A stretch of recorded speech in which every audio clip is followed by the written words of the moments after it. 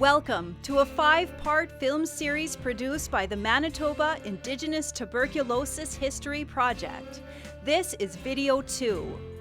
It contains directions for finding out more about missing patients who were treated at TB care facilities like Dynevor Indian Hospital, Clearwater Lake Indian Hospital, and Brandon Indian Sanatorium.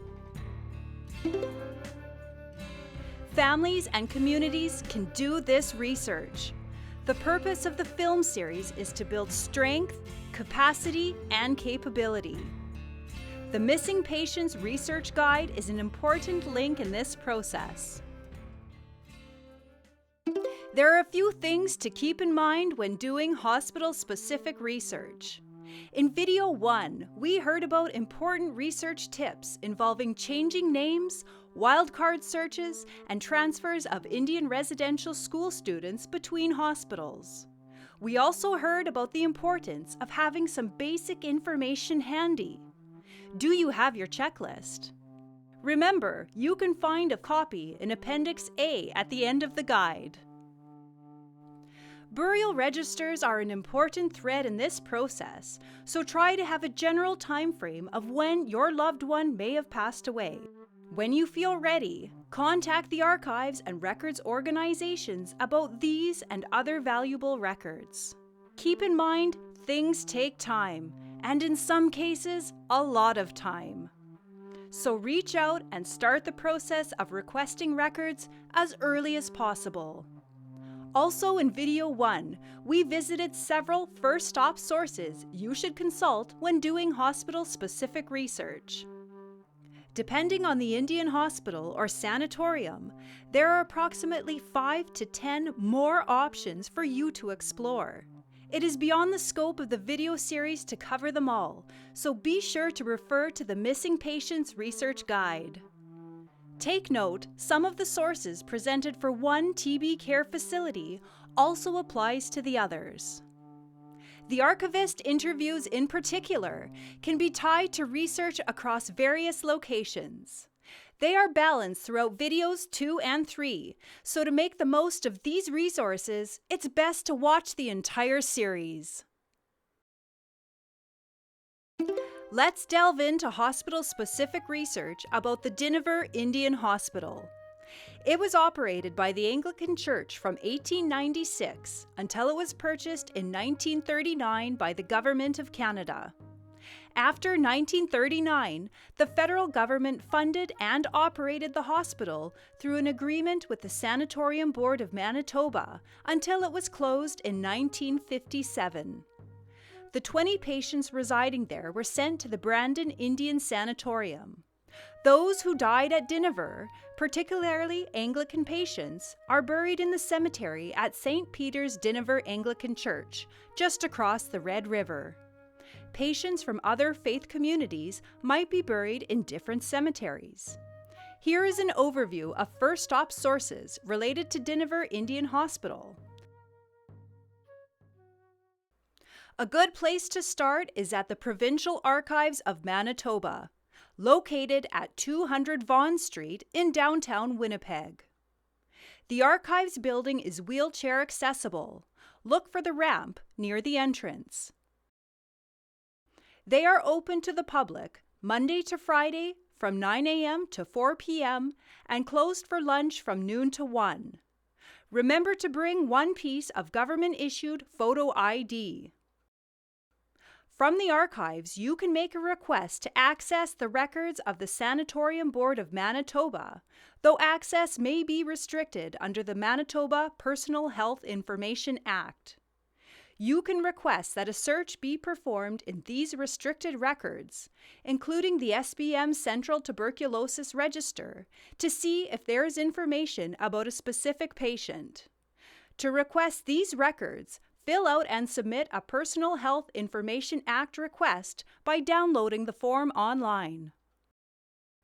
Next, let's look at sources specific to Dynevor Indian Hospital when doing hospital-specific research. You can find a more thorough review by flipping to the corresponding section in Part 2 of the Burials Guide. As you explore these sources, you will connect with archivists like Mary Horodisky, who are trying to support Indigenous families with the research process. My name is Mary Horodisky, and I'm the archivist at the Diocese of Rupert's Land Archives. Our archives are located in the Anglican Centre in Winnipeg, Manitoba, at 935 Nesbitt Bay, just off Pembina Highway. If you arrive by car, you'll find ample parking on the west side of the building, with access to the building through the front door that faces the parking lot. For people with mobility needs, there's a small elevator inside, as well as an outdoor ramp for exiting. I invite you to visit our website for more information. I work on describing and arranging the records so that people can find the information they are looking for. And I also create policy and procedures together with our Volunteer Archives Committee and with staff such as the Archdeacon. My position is part-time, and I generally work Monday through Friday, 9 a.m. to 1 p.m. So visitors are best advised to make an appointment so to be sure that I will be here. People are very welcome to ask for information from the archives. If you're planning an actual trip here, it is important to connect with us before so we can make sure we have the information you are looking for and that I will be here to help you. At the Nesbitt Bay location, we don't really have a reference or reading room, but there is a large table in the basement that is next to my office. The space is open to people who want to visit, but please make an appointment as we share this space with others in the building. You can reach me directly by telephone or by email. The archives at the Diocese of Rupert's Land offices on Nesbitt Bay collect and preserve records relating to the diocese, the parishes, and the work of the church. You can also check the diocese parish histories and a list of holdings, which are the parish records that are held at the archives, that are available online. We have a lot of different types of records, some dating from the early 1800s, such as correspondence and records relating to the early missionaries. We also have records relating to all the bishops of Rupert's Land, as well as documentation about the diocese and its parishes. These records include everything from financial and legal documentation, as well as minutes of meetings, photographs, and scrapbooks from committees and parish organizations like the Women's Auxiliary. Probably our most important and most often used records are the parish registers for baptism, confirmation, marriage, and burials. Our oldest registers are kept in a locked vault, and others are kept in a locked storeroom. Only a few designated staff have access to the records, and this is so that the information about individuals that are recorded in the registers are kept private. Generally, we follow the guidelines of the Manitoba Vital Statistics Act regarding access. So that means that anyone can ask for information for births that happened over 100 years ago, marriage that occurred over 80 years ago, or a death that occurred over 70 years ago. To protect everyone's privacy, all other requests have to be made by the individual mentioned in the records or by a person who can show that they have the consent of the person named in the records, or if the person has passed away, by their next of kin. It is important to understand that we cannot allow members of the public to come in and browse the registers, as the registers contain personal information about other people, and we want to respect everyone's privacy. As well, especially for registers that are 100 or even 200 years old, they are fragile and cannot withstand much handling. However, we do take considerable care and effort to find the information requested. When we do find it, we transcribe the information to a document and certify that the information is a true copy of what is in the register. When we cannot find the information, we try to offer other possible avenues for the person to follow. We do not want to send anyone away without information or hope, as we understand that searching for family history can be a very emotional process. St. Peter Dynevor was established in the 1820s, and the earliest record we have is a register from 1839. For records about the hospital, we have to follow additional guidelines to protect the health history of individuals. At the same time, we also need to make the general history available to researchers and also help people find information about their family members who had been at the hospital. We answer many requests from Indigenous people and families for searches about their family members. When you make a request, you will have better results if we can properly prepare for the material requested. So please share as much detail as possible when you are filling out the archival search request form.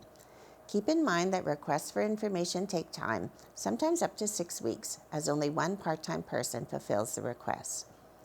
In the spirit of reconciliation, fees for searches are waived for Indigenous people requesting information for family history. Although we have talked a lot about restrictions on access, we do also have records that can be viewed by the public. As well, we can direct you to published source material or other archives where you might find information. I encourage anyone with questions to contact us.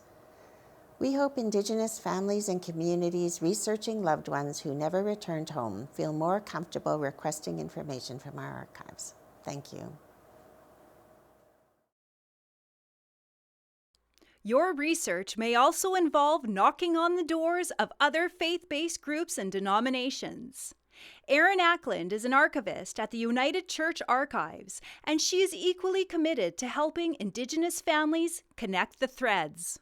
My name is Erin Ackland. So this is the United Church Archives Prairie to Pine region, and my role is Keeper of the Archives, which was created for me when I came into this role in 2014 by the Indigenous Church. I'm the person you're talking to. There's not a big team here. We can just talk as people and hopefully find a solution and a good way forward.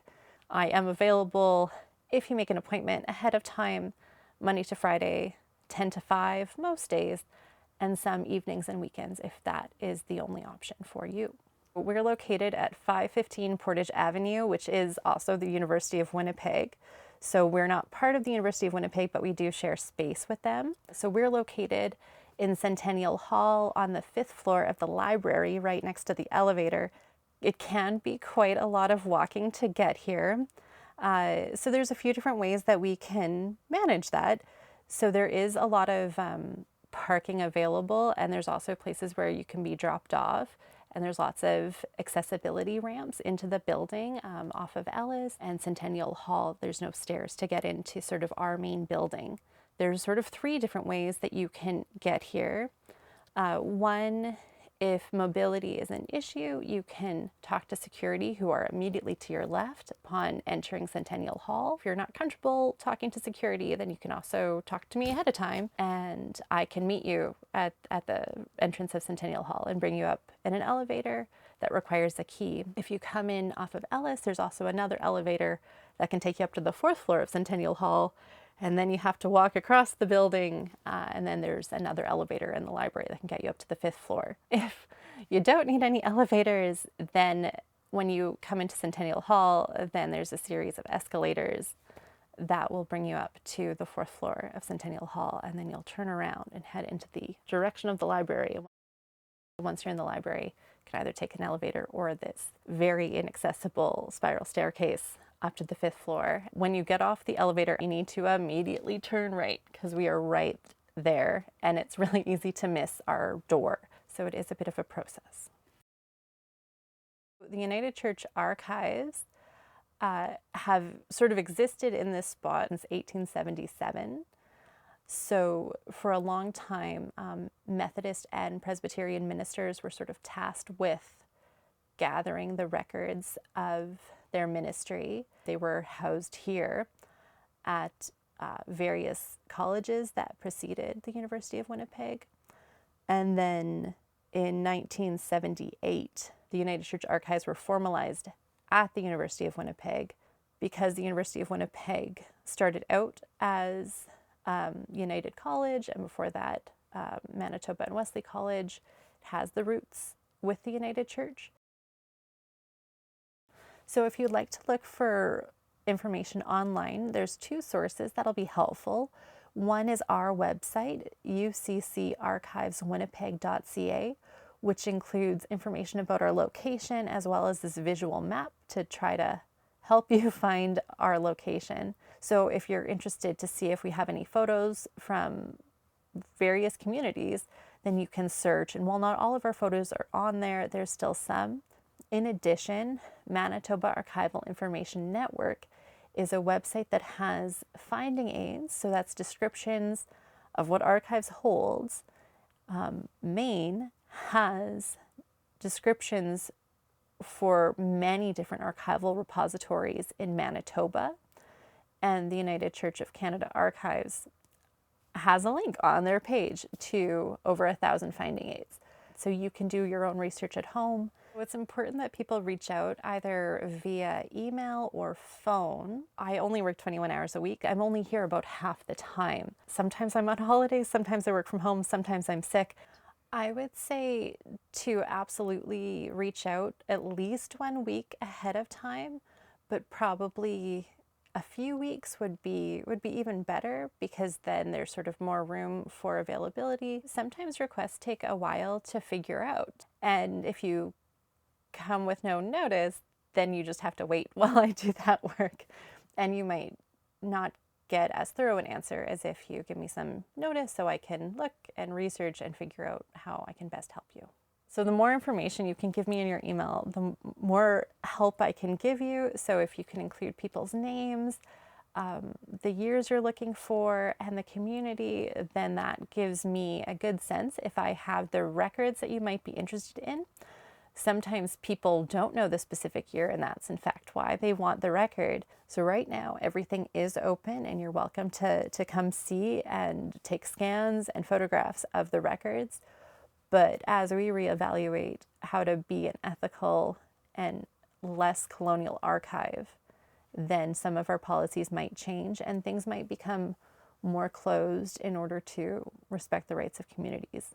So a lot of the records we have are community of faith records. So individual churches will create various records, a lot of baptism, marriage, and burial records, a lot of their minutes, so it will record the decisions that they made at the church level, some correspondence, some property records, some United Church Women records, and certainly you can do genealogy work. A lot of people come here for Métis or Indian status because they need to trace their family roots, and we have those records here. We have records relating to dozens of Indigenous communities. There's sort of 17 relatively prominent communities where we have a substantial amount of records. Like maybe we only have a handful of items, but those handful of items can still fill in those gaps. That is primarily First Nations communities. In the north, particularly around, say, the area of Gillam, a lot of the communities around there historically have had United or Methodist or Presbyterian churches, and often still do. We have really large ledger books. Our Norway House registers that we hold here, a lot of them date from 1840 and go all the way up to 1899, for instance, and they're physically very heavy and really massive. And sometimes books are really small and really pretty concise. Some of the books we have are in really good condition. Some are very fragile and have to be very careful when you're handling them because the bindings have all broken. So we have photographs, including a lot from community. So people, like some principals of the schools, of residential schools, took photographs. Some superintendents of home missions, when they visited residential schools as part of their job, also took photographs of the school and of the students, a lot from the 1960s in particular. So one pretty exciting project that is happening out of the General Council Archives in Toronto for the United Church of Canada is the creation of these knowledge bundles. So community can request every single residential school record that we have that connects to a school where their children were sent. So if you're in Cross Lake, Manitoba, your community can request, say, all of Brandon residential school records. So in Toronto, the archivists there bundle every single residential school record for a particular school together, as well as sort of all of these general residential school records onto external drives, and then they will mail them out. And then it's up to the community to decide how they want to share those records. If community would like to see how they can receive a knowledge bundle, then I can connect them with the right person in Toronto to start this process. Registers contain information about people's baptisms, marriage, and death. So baptism records that are 100 years or older are open, anybody can access them. Marriage records that are 80 years or older are open, anybody can access them. And burial records that are 70 years or older are open and anybody can access them. But everything else that's newer is closed unless you're named on the record or you're the next of kin and the person named on the record has died. So those are sort of following the provincial policy vital statistics rules to try to protect people's privacy. We do differ from vital statistics. The burial record and the death record might have different information. So on our burial record, we'll usually have the person's name, their age when they died. So the burial records are useful in that it can help narrow down where somebody's burial location is, but they're not very specific. So if you want to know where your loved one is buried specifically at a cemetery, you'll probably need cemetery records, which we don't have. So for the baptism, marriage, and burial request, there is a form. So I'm happy to email this form. I can mail this form if you don't have access to a computer or a printer. I can fax this form, and I've sometimes just faxed to the band council, and that has worked out. You can also come in person and fill out this form together with me. So we do not have any TB hospital records here in the archives, but we do have burial records, which might be helpful for people who have missing loved ones who went to TB hospitals. We've partnered with the Manitoba Indigenous Tuberculosis History Project. They've selected burial registers that are most likely to contain the burial information of people who have died in TB hospitals. And so they've scanned all of those records and they've created an index. So normally when people come here for a burial request, then they need to know the name of the community, which leads to this very frustrating circle of, well, I don't know the community, which is why I need the record. And I need to know the community to find the record.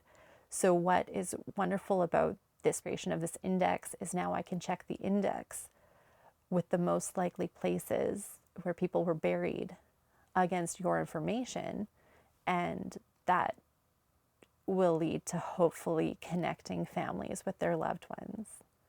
Our records can be really traumatizing for people, and it can be really hard to do that work. I've heard other researchers who are better informed than me give advice to people who are doing archival research, particularly in church archives, particularly with hard subject matter, to remember to take care of yourself, to come hydrated, to come with a plan, to like meet up with a friend, to bring a friend. And I try to be a good-hearted person, but ultimately I'm a church archivist and I don't have the tools that can necessarily help people through their journey. I really just encourage people to take care of themselves, take care of your mental health, and we'll try to make this as smooth as possible. Let's turn the page to Clearwater Lake Indian Hospital. It was built during World War II by the United States military as an evacuation hospital, and in 1945, the Canadian government purchased the site and converted the buildings to an Indian hospital. Clearwater Lake was funded by the federal government and operated by the Sanatorium Board of Manitoba until it closed in 1965. The facility had little equipment when it first opened, and some patients were admitted to or had surgery at St. Anthony's Hospital in the Paw. In 1955, Inuit patients traveled from their home communities to Churchill, then to the Clearwater Lake Hospital. From there, some were sent on to either the Dynevor Indian Hospital or the Brandon Indian Sanatorium. In 1962, patients from the Mountain Sanatorium in Hamilton, Ontario, were also transferred here. When it closed in 1965, 50 remaining patients were sent to the Ninette Sanatorium, which is part of Video 3. If you are looking for records relating to a family member who may have passed away at the Clearwater Lake Indian Hospital or at nearby St. Anthony's Hospital, begin with the set of First Stop sources. Then move through this list to help you find more information. Begin by looking at the Find a Grave websites for Riverside Cemetery, Lakeside Cemetery, and Mile 6 Cemetery. They all contain graves of patients who were at the Clearwater Lake Indian Hospital. In this next interview, the PAW local researcher Ralph McLean shares his exceptional research about the burials in these cemeteries via Find a Grave. Yeah, I'm under Ralph the cemetery guy. I've always been interested in cemeteries, even as a child, and I love history, and in particularly military history. I started photographing war graves in Manitoba, and the last post fund is an organization that marks unmarked veteran graves. I created a cemetery database that included all the area cemeteries, and those area cemeteries are, not just in the pots on Pasquia Cree Nation. And in that process, I identified residential school children graves. And the more research I did, and again, this is thousands of hours of research, thousands upon thousands of hours of research. One of the things I identified was a lot of tuberculosis deaths, and we have a local cemetery here called Mile 6 that predominantly it's 98% burials of people from the Clearwater Lake Tuberculosis Hospital, and none of these people were from the PAW. They're primarily in unmarked graves, and they're from people all around the north. So if you name a community in northern Manitoba, an Indigenous community, like chances are there's one or two or half a dozen people from that community buried in this cemetery. You have a lot of tuberculosis deaths, but you also have a lot of stillborn children. So it's a mix. But for every one residential school child, there's probably 5 to 10 Indigenous tuberculosis patient deaths out there in unmarked graves. A lot of the people got on a plane or whatever mode of transport years ago, and that's where the line just drops. And you know people don't know what happened to their mother, their father, their brother, their sister, their child, their grandparents. And if my research helps that, then fantastic. And there's actually quite a bit of work. So just to because I like to double check and triple check all my records, I can't just say, well, this person is buried here. Well, prove it. And that's part of research, is you got to prove it. By proving the records, then like if I can do it at least twice, then I know that somebody's buried there. But like having multiple research points where I can say, okay, yes, this person is buried here. And in the case of, let's say, Mile 6 Cemetery, the one with a lot of the tuberculosis patients there, like the burial registry from the funeral home was also cross-referencing with the Manitoba Vital Statistics database for death certificates. It all depends where you live. Unless somebody's created a cemetery database, you have no clue. You might be the person that actually creates a cemetery database. You might be the person that uploads the photos to Find a Grave. If you want action, like be a part of that positive change, and definitely talk to the elders. I cringe every time we lose somebody that's 50, 60, 70, 80, 90, 100 years old in the communities, because you literally lost a library. So if you don't talk to them, you don't document them, and everybody's got one of these in their pocket these days, put it on camera and start asking questions, because they might not be interested, but I guarantee you somebody in the family down the road is going to want that information. And it's so incredibly important to have that documentation on video and shared with other people, for not only the family history, but like the community history and whatever else. So I can't stress that enough. Ralph McLean's work on Find a Grave is well beyond what you will usually find at this site. That said, you may still want to check other nearby cemeteries if you are not able to find your loved one in these three. Let's look at another way you can do hospital-specific research on Clearwater Lake Indian Hospital. It involves reaching out to the Anglican Archives in Manitoba.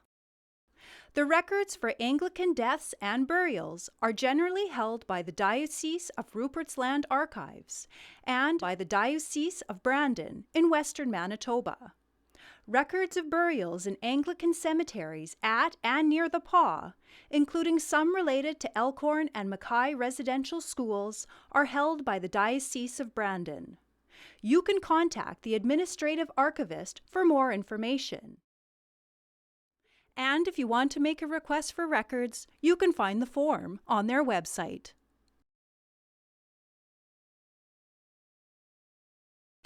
Let's delve into hospital-specific research about the Brandon Indian Sanatorium.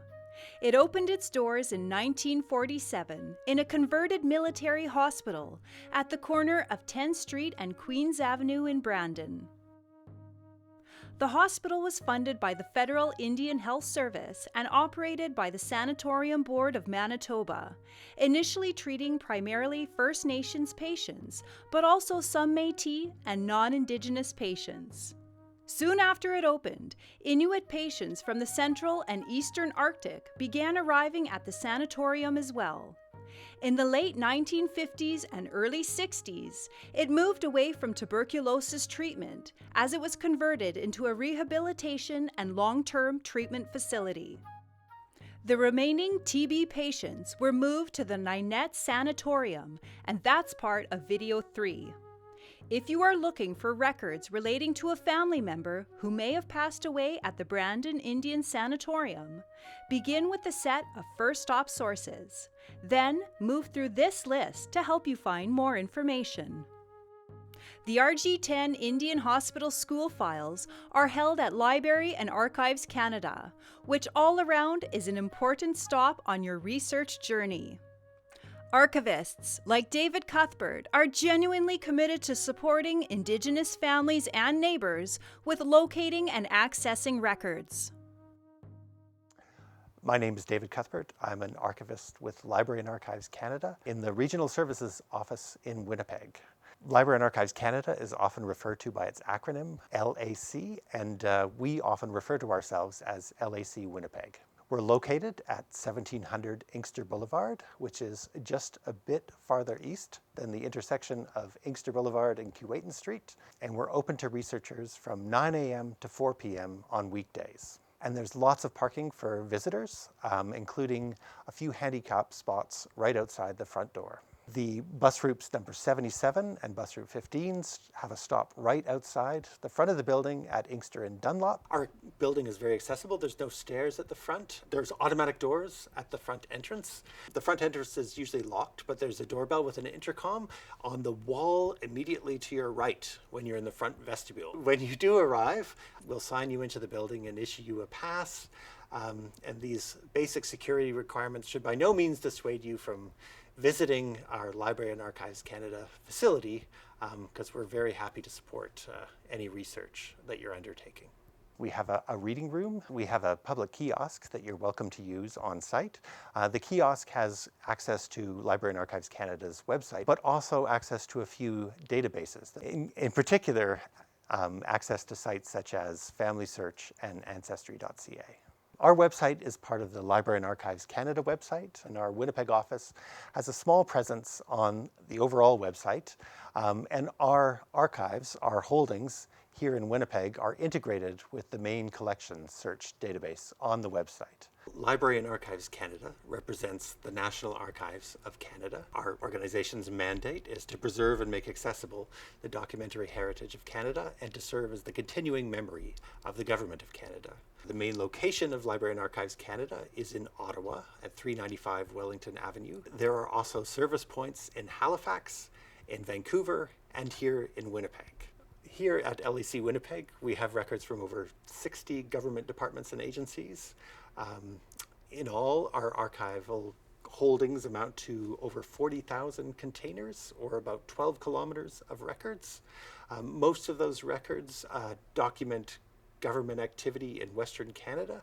Our traditional catchment is Manitoba and Northwestern Ontario, but we basically have records currently from all across the country. We do have a very substantial collection of records from what you might often hear referred to as RG10 or Record Group 10. Record Group 10 is sort of a shorthand for referring to the group of records that have been produced by the activities of the variously named departments that have managed Indigenous affairs throughout Canada's history. We do have a lot of residential school records, but they're very much focused on the late 1960s and 1970s, which don't always have as thoroughly documented records of students being transferred. The older records certainly can provide that information, because often there'll be a note about when a student was taken out of school to be sent to a sanatorium, and then when the student might have returned. But it very much, again, depends upon the time. We also have a substantial collection of records from what is sometimes referred to as Record Group 29, which are the records gathered from the Department of National Health and Welfare. RG29 contains a wide variety of records, but many of the records we have here might be some of the most useful we have to researching the tuberculosis experience here in Manitoba. We're very happy to help and support people in their research. However, I do want to qualify that the records we have here are relatively patchy in terms of the kind of documentation they provide of the tuberculosis experience in Manitoba. Records relating to tuberculosis are not gathered all in one place. We do have quite a few records relating to X-ray surveys for tuberculosis that went around to various communities, providing tests and recording test results. However, again, those are very much confined by the time and the community in which that testing might have occurred. We have a number of records relating to Indian hospitals, especially Fisher River Hospital, and what later became Percy Moore. However, many of those records relate to the hospital's operations, although there can be patient information mixed in with certain files. We do have some general files relating to tuberculosis that contain correspondence between the federal department and the Sanatorium Board of Manitoba, but again, it's not comprehensive. We also have some other records that might be less obvious in terms of researching tuberculosis in Manitoba. For instance, we have some records relating to the distribution of family allowance and the correspondence, and those files often records when children might have left home to be admitted to a sanatorium, or when they were discharged from the sanatorium and returned home. We also have other files that might be useful for researching family members that might have had spent time within an institution or a sanatorium. Some of these might include files relating to cemeteries. The relevance of these files would very much depend upon the location, where you're looking, and the time in which it took place. For instance, we do have some documentation relating to an agreement between the Brandon Sanatorium and Sioux Valley to use the cemetery for deceased patients from the sanatorium. However, that agreement lasted for a relatively short period of time. Documentation that might be relevant to your research can't really be generalized across all departmental files. They very much depend upon what was happening in the particular location at the time and the particular situation. Certain times we have better documentation than other times, and it very much depends on the individual factors involved or the specific details of your research. And that's why we really appreciate it if people can feel comfortable sharing details about their research when they contact us. Oftentimes, if people are willing to share, the more information we have, the more thoroughly we can examine our holdings to see if we do have any records that might be relevant. We do our very best to support people, but at the same time, we're still working within the limitations both of the records that we do have here, and also, of course, we have to work around the constraints of the access to information and privacy legislation. All of our records here at Library and Archives Canada, Winnipeg, are covered by the Access to Information Act and the Privacy Act. Under the Access to Information Act, you have a right to access the records of the Canadian government. However, there are certain forms of information that are restricted under the Act. One of the most common forms of information that we would have to restrict is personal information relating to other individuals. Most records that would be useful for researching the tuberculosis experience would contain the personal information, if they did contain personal information, the personal and health information relating to more than just a single individual. Therefore, it's usually not possible for researchers to visit us and simply browse through files. In some cases, it may involve placing a formal access to information request or a privacy request if it relates to information about yourself. If it's a formal request, it will go to Ottawa. There's a convenient online form that can be found on the Library and Archives Canada website, or you can print out a copy of the form and mail it or fax it to Library and Archives Canada in Ottawa. All the formal requests that are submitted would go through Library and Archives Canada headquarters in Ottawa, and we would be involved in the search for all records that might be relevant to that request, not only here, but also in Ottawa and in Vancouver, where there's another LAC service point. You would then receive digital copies of any records in Library and Archives Canada's collection that is relevant to the request that you placed. As part of the request for that information, you may have to provide proof of death. Of course, this is the very documentation that many researchers are looking for if they have a family member that might have spent time in a sanatorium in Manitoba. We do have some flexibility to provide informal reviews to access our own holdings. For an informal request, which again would only apply to records that are held here in Library and Archives Canada, Winnipeg's office, there's no fee. We're happy to help. For a formal request, there's a nominal $5 fee for an access to information request, but there are no fees involved for a privacy request. Please feel free to get in touch with us, and we're happy to work with you to find where that file might be held, direct you to where to place an access to information request if you'd like to access that file, or hopefully see if there might be a digital copy of that file available on a microfilm reel that might be digitized and accessible online already.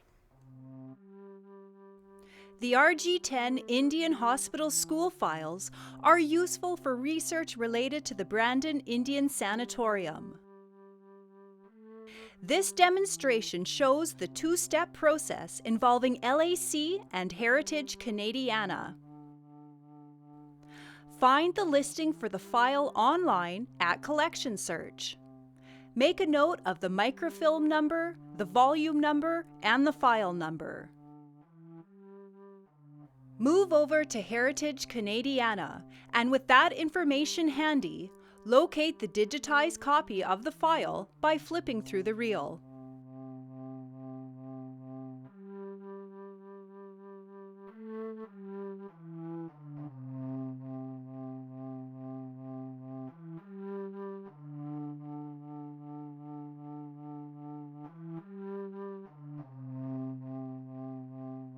When you find a page number you are interested in, note the frame number so you can easily come back to this page. Let's look at another way you can do hospital-specific research on Brandon Indian Sanatorium. If the patient passed away between 1950 and 1958, your loved one may be buried at Sioux Valley, Dakota Nation. In the Anglican Cemetery at Sioux Valley, collaborative research has identified approximately 50 burials in the area set aside for Brandon patients. It's likely the graves were initially marked with wooden crosses that included an engraved metal plate with the name of the deceased. Over time, and due to a prairie fire that swept through that section of the cemetery, some of these grave markers are no longer standing, or the nameplates are missing. If you've ordered a death record from Manitoba Vital Statistics, and the record includes burial information, it may point you here. That concludes Video 2. Video 3 focuses on hospital-specific research as it relates to Ninette Sanatorium, St. Boniface Sanatorium, and Norway House Indian Hospital. Videos 4 and 5 focus on narratives of families, sharing stories of loved ones who didn't return, and how that journey continues to evolve.